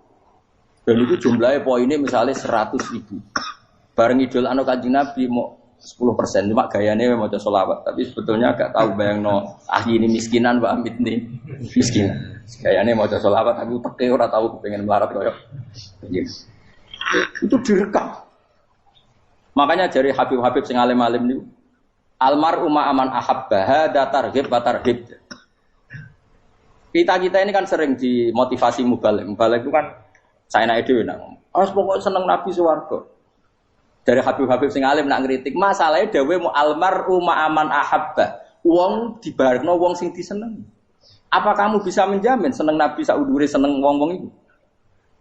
Jangan-jangan kita lebih berkeinginan seperti orang tertentu yang kaya raya, yang terkenal, yang hebat. Meskipun kowe oleh sana muni seneng Kanjeng Nabi. Jangan-jangan status cinta kita terbukti ke orang itu. Iya toh, misalnya gambarnya pasang neng kamar, puas, partai, uang, kuasa. Terus, kue nyumbang masjid nyuwun sewu mau 50.000, tapi bareng nyumbang untuk kemenangan orang itu 10 juta. Nyebut uang itu satu hari 100 kali, nyebut Nabi bedak sholat. Warung dihitung, dipoling mbak malaikat, disurvei buat dipoling orang pokoknya. Dengan cara begini, status senangnya orang ini ke siapa? Ya, ono pengajian sholawatan nyumbang 50.000, nanggo pemenangan. Tapi sudah diundang hayya ala sholah melakukan ngenteni komat. Tapi nak diundang acara kampanye teko ngarep sedurunge 2 jam. Baru sekian di polling, terus kadar cintamu ke siapa coba? Dari sekian indikator misal cara polling. Jangan-jangan diputuskan lebih seneng ke itu. Ya sudah almarhum aman. Apa? Makanya kata orang-orang alim almarhum apa? Orang itu terserah disenangi. Masalahnya kita tidak ada jaminan lebih senang Nabi. Ya orang ada jaminan. Ya saya aman misalnya. Hitung dewi-dewi. Rasa menang terus kok begitu. So wis kadung dosa iku wis kadung. Makanya Sufyan Ats-Tsauri itu dadi wali kurang samurgo ibadah akeh mboten. Sufyan Ats-Tsauri gurunya Imam Syafi'i dadi wali itu sederhana. Sama tak ceritane orang-orang jadi wali dengan cara yang sederhana. Tapi kan niru copy paste ya, artinya ora apa ya, KW lah. Kalau niru gak apa-apa, tapi KW kebaikan. Sufyan Ats-Tsauri itu ditanya, kenapa kamu sedekat itu sama Allah dan Anda keramat? Jadi resepnya begini, saya itu belum pernah ke masjid nunggu adzan. Paling gak setengah jam, 1 jam sebelum adzan itu saya sudah ada ke masjid. Ditanya, kenapa begitu? Ketoke kok kawula sing elek, moroe ngenteni diceluk. Terus ngerti nak wayahe yak ngono iku Allah nyeluk. Misale saya punya cah dalem atau saya punya karyawan, tiap jam 8 itu buka toko. Nah, bayangno itu sih. Saya punya karyawan tiap jam 8 tugasnya buka. Selalu buka tokonya ngenteni tak panggil. Rohen, toko buka, siap. Tapi besok yang ngono lagi, wis jam 8 buka, siap. Tiap hari gitu, kira-kira kedarani karaniku goblok apa sopan? Kira-kira enggak jawab ya? Goblok kritik enggak usah gitu. Nah, Sufyan Ats-Tsauri tidak mau gitu. Wong wis ngerti nek Allah ya mono wayahe manggil. Dadi ya kerja malu wis ning kono. Dadi nek Allah ayala salam pun Gusti. Ayala salam pun teng mriki. Iku sudah dadi wali. Oh iku saya buat tiru tapi KW lho, gak masalah. Tapi ini kan resep, no. Lho mangkel lo gak kira-kira. Ana karyawan tiap jam 8 pun buka toko. Selalu marane ngenteni di pagi. Jadi wali dulu tuh punya cara muamalah sama Allah tuh luar biasa. Ya ora usah mbok tiru terus kemen dadi wali wis ra iso kadung salah. Biasa wae. Aku lah nganti saiki ya biasa wae. Aku mau masjid ngenteni mek kumat ya biasa wae. Tapi aku kan iso dadi wali lewat jalur liya lah aku ya. Jalurku kan akeh. Mulang ya mari wali, sabar ning coba ya mari wali. Jane ana jalur fikir ya mari wali kan. Tapi kan loro, fikir loro. Jadi Imam Adil ya wali, dia bojo judes itu wali, masyhur. Ana wali baru kayak di bojo judes. Jadi ya jalur dadi wali. Wah lebih ngeri lagi. Ngeri tenan nganti akhirat aja wedi. Jadi anak jote wae kan. Para suami takut istri silakan baris, bareng sing wis baris, bareng sing wedok. Pak rene lho tetep moro-moro. Waktu bojo kegawangan ini akhirat bahaya, you know. Yes. Bahaya, bojo nganti kegawan apa? Masyhur jadi cerita-cerita wali guys. Biasa ulang lagi ya. Latih, meskipun dari kecil latih. Makanya kamu tahu kenapa Quran itu kalau ngendikan sujud kayak gitu spesial. Balillah fa'bud wa kum minas syakirin. Jadi meskipun kita di dunia umumnya orang saya makan, saya minum. Saya juga punya istri, punya keluarga. Tapi saya belum pernah melihat anak saya itu sebagai anak saya. Saya kalau melihat anak saya ini teman sujud saya, nanti yang meneruskan sujud saya. Saya tenan kulon bolak-balik ditanya istri saya dan agak-agak marah. Terus Pak, kenapa kamu hormat sama anak sampai gitu? Kalau nanti manja gimana? Kalau terlalu manja, saya bilang itu udah anak saya. Itu nanti yang meneruskan sujud saya, meneruskan rukuk saya. Saya nanti pasti mati. Dan saya butuh di bumi selalu ada yang sujud sama Allah. Dan itu yang paling dalam otoritas saya itu anak saya. Orang lain itu enggak dalam otoritas saya. Jika kita melihat anak itu ini penerus sujud saya, penerus rukuk saya. Kita enggak sudah duniawi sekali. Rumah tanah, anak tua ben di rumah. Kapitalistik. PKI lah pikirannya yang Cina yang wong fasek-fasek ning dalan ngono kowe nggawa jalalan ngalor itu percaya ini. Jadi dulu itu kalau para nabi donga fahab li milladunka waliya yarithuni wa yarithu min ahli Yakub, seorang turunan yang meneruskan tradisi sujud, tradisi. Sehingga ulama-ulama dulu kalau dongakno anake ya min ahli sujud wa min ahli Al-Qur'an wa min ahli sunnah napa. Enggak apa-apa kowe seneng donya gak apa-apa. Ora usah tak warai wis seneng dhisik. Paham dadi ora usah. Ora usah cara Gus Bak rapo, ora usah tarani rapo, wis mbok lakoni. Makanya kula suwun sangat, sujud itu luar biasa. Nanti kamu di akhirat kenangan terbaik Anda di dunia adalah pernah apa? Sujud. Bayangkan kalau itu jadi orientasi Anda. Anda berpolitik, melok partai Gerindra, Golkar, PDI supaya jadi penyuara sujud tidak dilarang di Indonesia karena umat Islam mayoritas. Saking mayoritasnya sampai pejabat rasolat rawani. Beberapa pejabat rasolat bakal dipilih. Itu berarti kamu berpolitik niat bikin satu pressure supaya standar orang benar adalah sing nopo sujud itu ya benar. Kok yang kaya kerja biar bisa beli tanah untuk masjid, yang orang miskin ikut menopang supaya masjid itu berdiri. Semuanya orientasinya menuju apa? Sujud. Jadi tidak sujud itu harus jadi wong kusuk sing goblok terus sujud terus. Tahu-tahu negara dikuasai komunis misalnya. Terus akhirnya sujud gila. Termasuk menciptakan satu suasana Islami di negara ini juga berarti menciptakan keberlangsungan sujud. Karena dengan suasana Islami berarti sujud tidak dilarang, bahkan dianjur dan sebagainya. Ini penting saya katakan karena kalau tidak diingatkan ruwet. Nabi itu pernah punya anak dalam.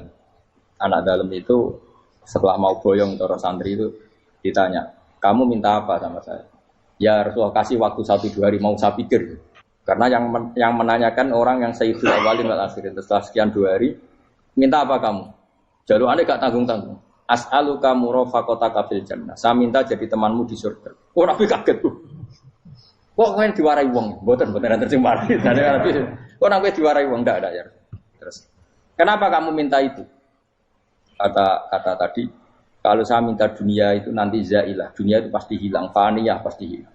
Maka yang abadi adalah saya jadi temanmu di surga. Tapi apa kata Rasulullah Jabe? Fa'inni ala nafsika bikasrotis sujud. Ya sudah, kamu bantu saya, kamu memperbanyak sujud. Kayak apa? Nabi pun mintanya fa'inni ala nafsika bikasrotis sujud. Saya bantu untuk menolong diri kamu memperbanyak apa? Sujud. Makanya di pertama surat turun itu ada wasjud, kamu bersujud dan kemudian mendekatlah kepada Allah. Tapi sekarang enggak, karena kita kena hijab duniawi, mitra penting, semuanya penting, dan semuanya penting itu makna di hati kamu adalah hadun. Bahkan ngidolakno kiai perkara hadun nafsu, kowe nak dadi kiai gede. Wah, teko ditolak al-badru. Wale naku widato MC ne muni Saiful Fadilah wal Karomah, mbah saune-une MC. Bare kudu disangoni dihormat. Tekan muji ulama wae dari segi ya, bare bisa wayo akeh macam-macam. Utek nek elek, tekan muji ulama wis dari segi. Makanya saya ini termasuk ulama, kalau kan saya ngebis biasa. Kalau jarang kerja di panggungnya, seneng buku. Supaya semua ulama udah dipandang secara apa? Dunia. Saya sampai sekarang ngedus anak kalau biasa. Teng pasar gitu biasa. Kalau marung teng pasar mangan gitu biasa. Nak seneng kalau ben atas nama wong alim karena apa? Kalau kita terlalu menikmati dunia, lama-lama orang seneng ulama juga dari sisi dunia. Keren, jadi kiai teko disualami dicucupi munggah. Ya enggak apa-apa itu enggak dosa sebenarnya, tapi takut saya elek-elek ini ngejolakno perkara duniawi, show-nya itu lho. Dadi wong ini tak pikir teko ngaji bar wis warmu paham karmu ora karep. Mulan ngarep ora ngaji karmu. Sing rugi kowe aku tenang ae aku. Ben orang itu latihan ikhlas, napa? Latihan. Lho kadang gitu protes mbek tiyang-tiyang.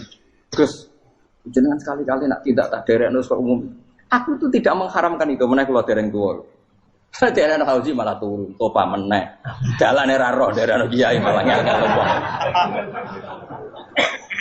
Ngurusin tahu tak kon dereng nang kota, takon sepeda motor kan terno ning gone Malibu. Dalane ora roh malah nerang. Lha kene dalan akhirat ora roh donya ora roh sing ora iku apa. Lah takoki wong ijo urip. Jalan dunia ora roh dalan akhirat ora mbok roh iku apa. Repot. Jadi kenapa saya ndak mau, bukannya menolak. Saya senang kalau kiai-kiai terhormat, senang sekali. Saya senang kalau ada ulama dihormati karena supaya jadi tradisi ulama itu terhormat. Tapi jangan semua ulama mau dihormati. Nanti lama-lama jadi siklus. Tekan mencintai kiai saja karena fasilitas.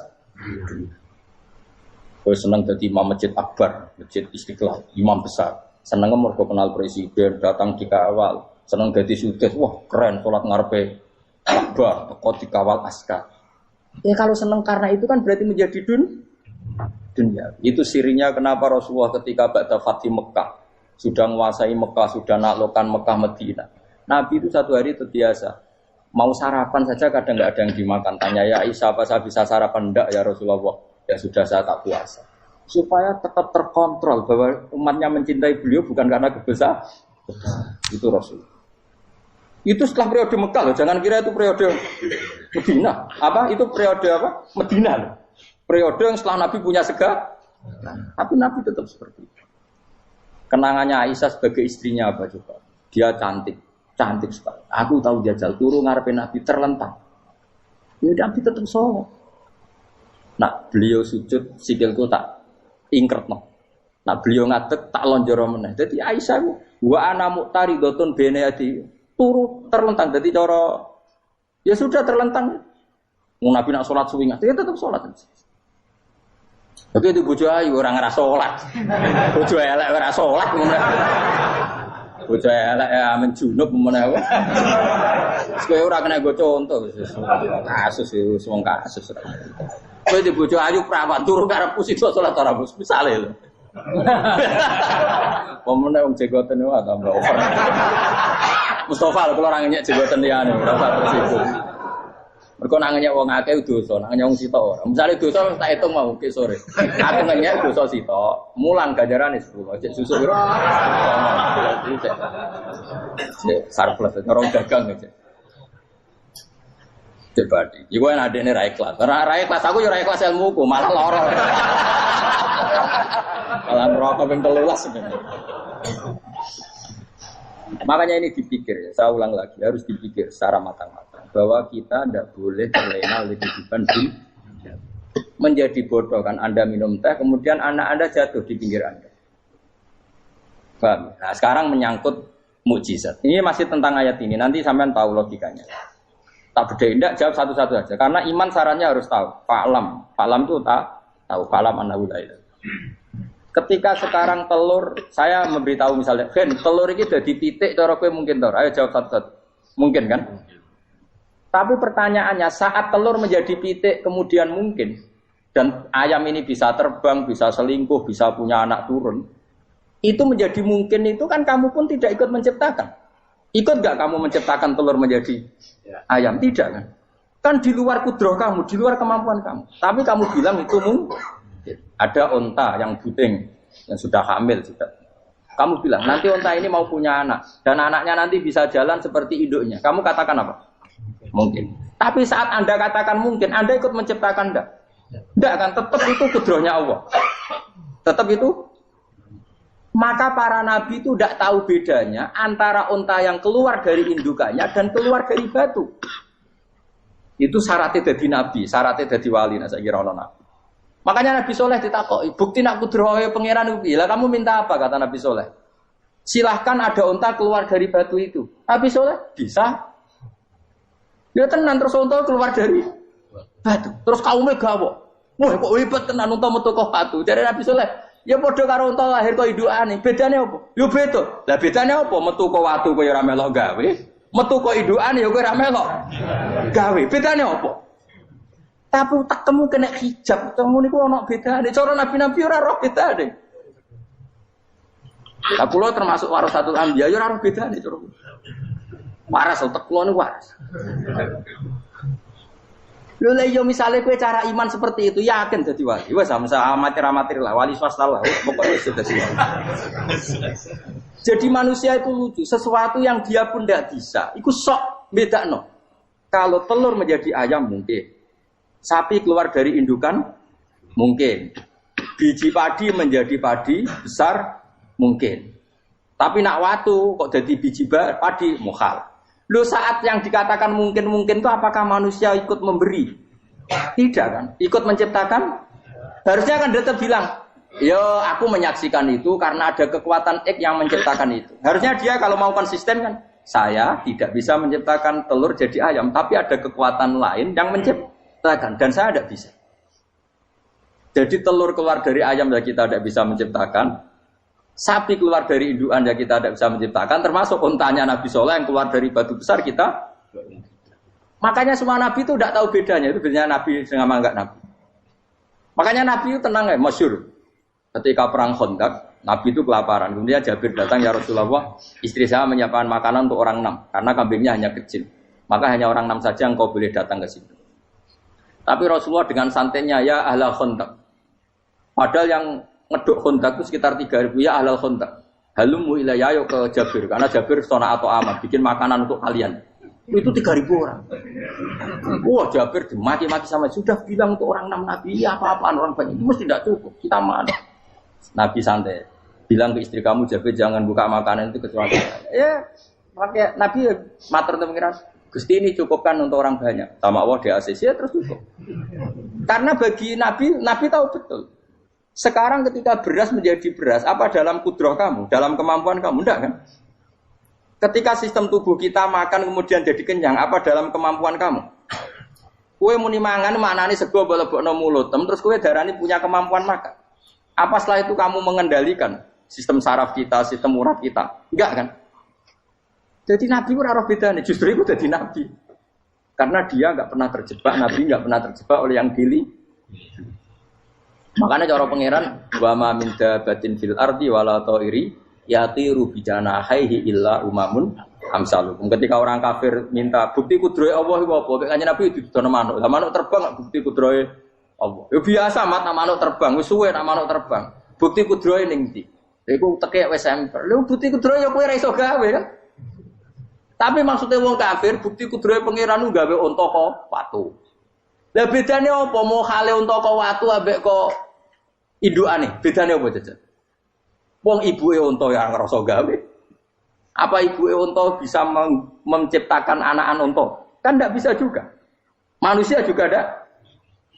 Jadi itu cukup jadi kudroy. Tapi manusia angger barang sering terjadi darani mungkin. Maknanya mungkin, dek ini yang menentukan mungkin atau tidak. Padahal zaman mungkin pun dia tidak ikut menciptakan. Ini lagi.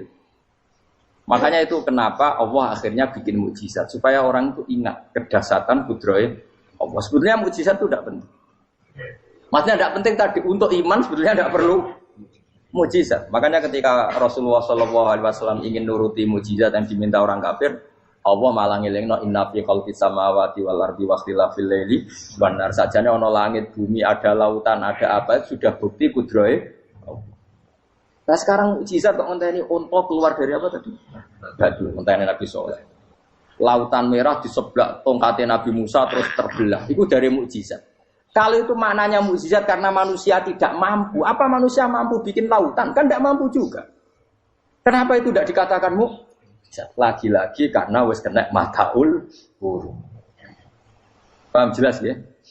Makanya kata Allah, saiki wong ora percaya hari kebangkitan. Alasannya masa manusia jadi tanah menjadi manusia? Memangnya manusia yang sekarang hidup itu dari apa coba? Sengke nado melok pilek, pilpres, melok dukung mendukung itu memangnya dari apa coba? Dari tanah kan? Mestinya hari kebangkitan sejati ya sekarang ini orang-orang dari tanah sekarang berkeliaran ini harus go dalalan mu'alam idul maknani. Iku yo kok lemah. Kemudian setelah jadi tanah mati orang engkar. Wah ini nggak mungkin jadi manusia lagi. Padahal zaman sekarang jadi manusia itu karena kudrohnya manusia apa karena Allah? Karena Allah. Dan manusia sekarang dari tanah apa enggak?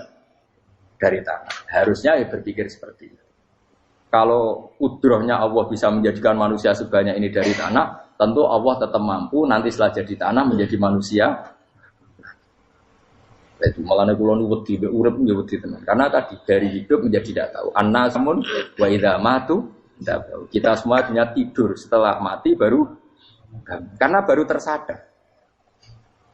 Makanya analogi itu penting, kias itu penting. Ya saya beri contoh berkali-kali saya menyontohkan.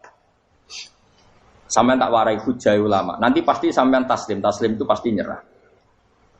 Kalau kamu disebut jeleknya oleh orang lain, kamu mangkel nggak? Mangkel kan? Itu Imam Ghazali gini, kamu tak kasih resep supaya kalau ada orang mengingatkan kejelekan kamu itu tidak mangkel. Apa itu resepnya? Misalnya gini, di baju saya ini, inna fi thawbika akroban wa hayatan. Di baju kamu itu ada kalajengking yang berbisa atau ada ular yang berbisa. Ada orang mengingatkan itu. Kamu terima kasih apa enggak? Terima kasih. Karena ada sesuatu yang bahaya di diri kamu, diingatkan. Dan karena diingatkan itu Anda terus bisa menghilangkan sesuatu yang bahaya tadi.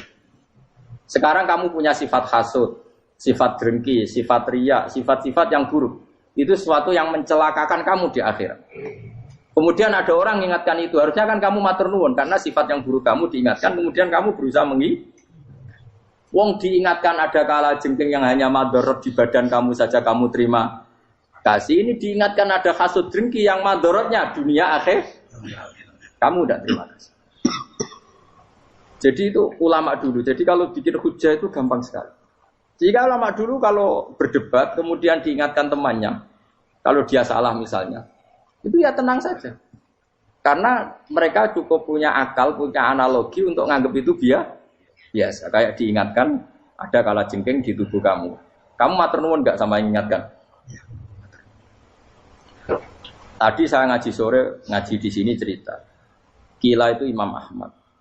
Itu mudah mereka iman sama Allah dan Rasul. Maka yu'minu billahi wal yaumil akhir falyukrim apa? Jaruh. Kalau kamu iman sama Allah dan Rasul maka muliakan tetangga. Itu ada seorang ulama dipanggil tetangganya, ayo ke rumah saya. Setelah sampai, dah pulang saya tidak jadi butuh. Sampai di rumahnya dipanggil lagi. Ke situ lagi, dah pulang lagi saya sampai 3 kali. Itu si ulamanya senyum-senyum santai. Ketika pemuda tadi insaf dan minta maaf, kenapa Pak Ulama kamu kok tenang saja? Jawabannya enggak. Kata Rasulullah, saya disuruh hormat tetangga. Saya senang sekali bisa melakukan perintah Rasulullah. Jadi saya nurut kamu itu tidak ada urusannya dengan kamu, karena perintahnya Rasulullah. Nangis pemuda tadi. Kalau kita kan enggak, gengsi dong, giambar. Ini kan kita gayanya mulai sunnah Rasul, tapi teke uji adun. Nah kalau kamu sudah gitu, Tak daftar dadi wali, mbok KPU-ne oleh nyetujui mbok kapan ora roh tapi tak daftar. Saya ulang lagi, jadi kamu harus terbiasa dengan kias yang diajarkan Quran ya. Jadi ketika bibijian jadi pohon besar, itu pun kamu katakan mungkin. Padahal ketika kamu katakan mungkin, kamu pun tidak ikut menumbuhkan bibijian jadi pohon asam yang besar. Itu menunjukkan kudrohnya Allah. Artinya sebetulnya kamu hidup semuanya itu hanya menyaksikan kudrohnya Allah tanpa kamu memberi kontribusi. Kenapa kamu yang menentukan mohal dan tidak mau? Harusnya mau taslim menyerahkan diri nak kabeh mau nyekseni kekuasaane Allah. Itu sing dimaksud Quran apa ya tanazzalul amru bainahunna lita'lamu annallaha ala kulli syai'in qadir wa annallaha qad ahata bi kulli syai'in ilma. Alam raya dibikin variasi kayak gini mau tujuannya Allah supaya kalian menyaksikan kemampuane. Boleh jelas ya. Makanya ketika ada pangeran ketika bumi yang sudah mati tak hidupkan dengan hujan, begitulah kadzalikan nusyur. Ya kira-kira seperti itu proses sesuatu yang mati menjadi hidup lagi. Alhamdulillah telah kita dengarkan bersama pengajian dari guru kita Gus Baha. Semoga pengajian kali ini membawa manfaat, berkah dan barokah. Jangan lupa untuk like, komen, dan subscribe di channel Mega Ngaji Audio. Semoga bermanfaat. Amin. Sekian dulu dari kami. Assalamualaikum warahmatullahi wabarakatuh.